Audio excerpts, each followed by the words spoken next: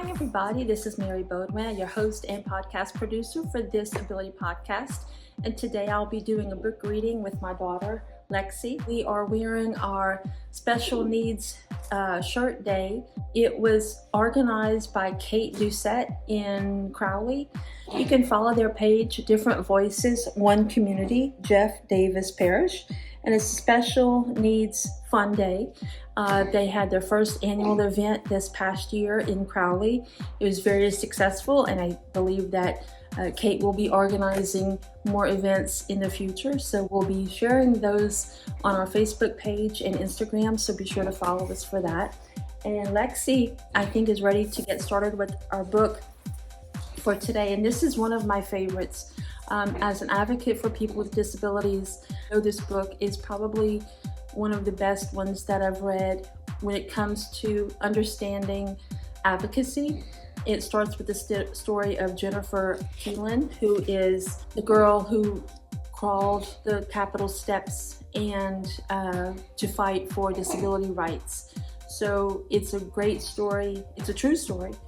And although this is a children's book, I really would say that anyone who wants to learn more about disability advocacy should read this.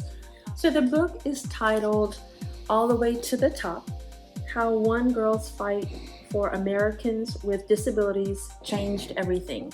And it is the story of Jennifer Keelan, and she does have a wonderful foreword in the book, but it is written by Annette Bay Pimentel. So as we open the book, there is a wonderful foreword by Jennifer herself, the girl who actually crawled the steps of the Capitol in Washington, D.C. You'll get to read more about her and her advocacy work before even starting the book. But Lexi, let's go ahead and get started with this book, okay? All right. So Jennifer Keelan may be small, but her voice is mighty. And you can see Jennifer here on her horse, Snowball, with her parents, and Jennifer is sitting on the horse. And as you'll learn in the book, Jennifer has cerebral palsy. The school's not far. Jennifer rolls outside, down the sidewalk to the corner, but stop. A 4-inch curb is a cliff to someone who uses a wheelchair. That's the truth. Right, Lexi? We've had a few tumbles before. It's her or me. Oh. Her grandpa eases her wheelchair over the curb. Though the drop jolts Jennifer, she makes it to the building. But stop! The school says Jennifer doesn't belong there because she uses a wheelchair.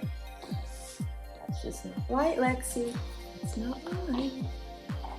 Instead, Jennifer and her mom find a different school that says she can attend kindergarten, but only for part of the afternoon, when lunch is over.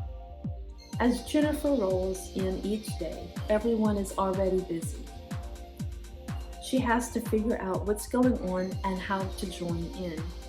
Since most kids have never met someone who uses a wheelchair, her classmates are confused and even a little afraid. "You'll never be one of us," some of them say and point to her. Jennifer knows they're wrong. She's just a friend waiting to happen. But how do you change someone's mind? She's not sure, but she's not about to give up. Jennifer and her family hear about activists who are working to make sure people with disabilities have access to public spaces like schools. They want to know more, so they attend a strategy meeting. Jennifer has never seen anything like it before, ever. The room is full of grown-ups with all sorts of disabilities. Some use wheelchairs, some use canes.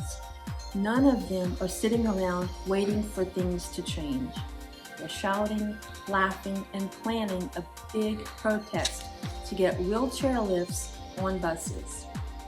They turn to Jennifer. "Do you want to come?" And she says, "Yes, I want to go."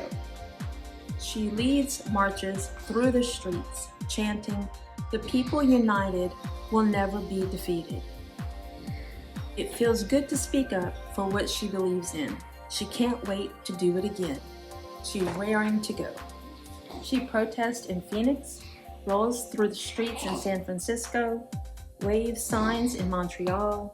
The demonstrations don't always change people's minds, but Jennifer is used to that.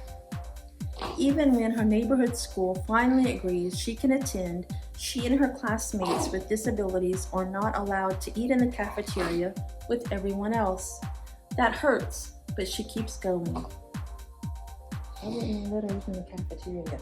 That's weird. Relax. Girl needs to eat, right? Working with other activists revs her up. Yet, she can't help noticing that she and her sister are usually the only kids out there raising their voices. Still, she can't leave all the protesting to grown-ups. She knows firsthand that children with disabilities get ignored too. When Jennifer is 8, activists propose a new law called Americans with Disabilities Act, or the ADA. The law insists schools, governments, and businesses make room for all people, including those with disabilities. Jennifer feels like dancing. If it passes, it means sidewalks with curb cuts, buildings with ramps in addition to steps, and elevators with braille panels. It means Jennifer and her classmates with disabilities can finally go to the cafeteria with everyone else for lunch. It's go time. Her family buys plane tickets to Washington, D.C. As they march down Pennsylvania Avenue, Jennifer has never shouted louder. What do we want? The ADA. When do we want it? Now. Finally, they reach the U.S. Capitol. But stop. A mountain of steps blocks Jennifer and other people using wheelchairs from the building where Congress makes laws.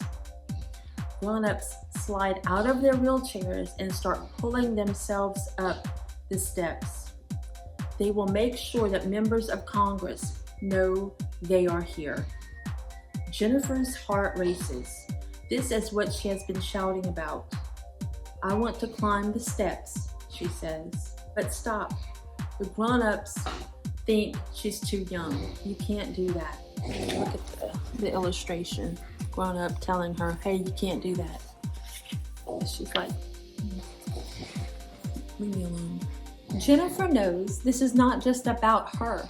It's about her friends at school who were shut out of the cafeteria at lunchtime. It's about millions of other kids she's never met who get stopped at every turn. Jennifer wants to speak up for all the kids with disabilities who aren't there. I need to climb the steps. She slides out of her wheelchair, scoots along the sidewalk to the bottom of the stairway, and puts her hands on the first step. She hauls herself up. Tiny bits of dirt and rock dig into her skin. She drags herself up another step. The crowd roars. Reporters surround her with cameras and microphones, recording her gutsy climb. I'll take all night if I have to, she vows, as she keeps digging, heaving, hauling, dragging herself up these steps.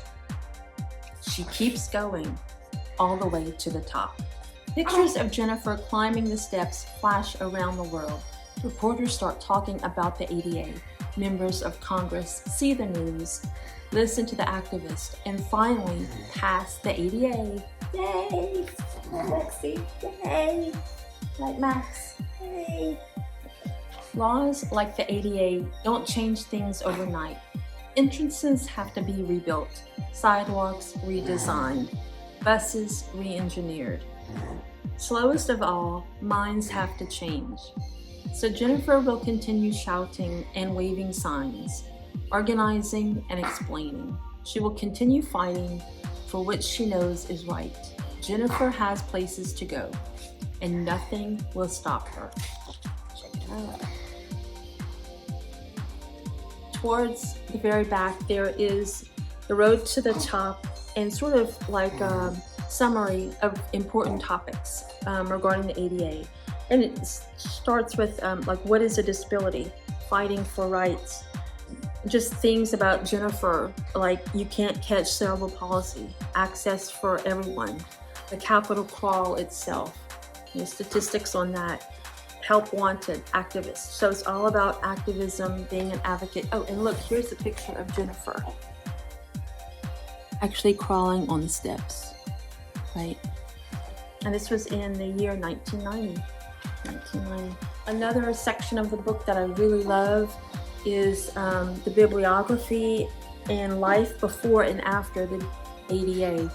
And she's got a timeline here of the ADA passing and also Jennifer's life events all along the way. So it's a great way to visually see how the ADA impacted her life.